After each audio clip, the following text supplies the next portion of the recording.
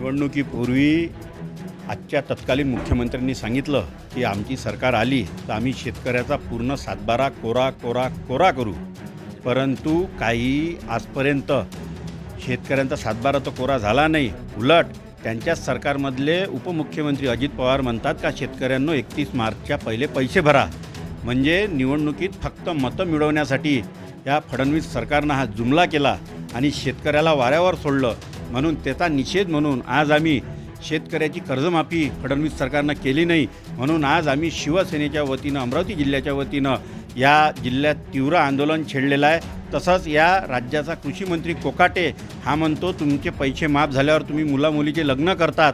असा नालायक कृषी मंत्री या महाराष्ट्र राज्याला मिळाला. त्याचा निषेध करत आम्ही आज मुख्यमंत्र्याचा पुतळाही जाळला आणि शिवसेना अमरावती जिल्ह्याच्या वतीनं स्थानिक पंचवटी चौक इथे चक्काजामसुद्धा केला.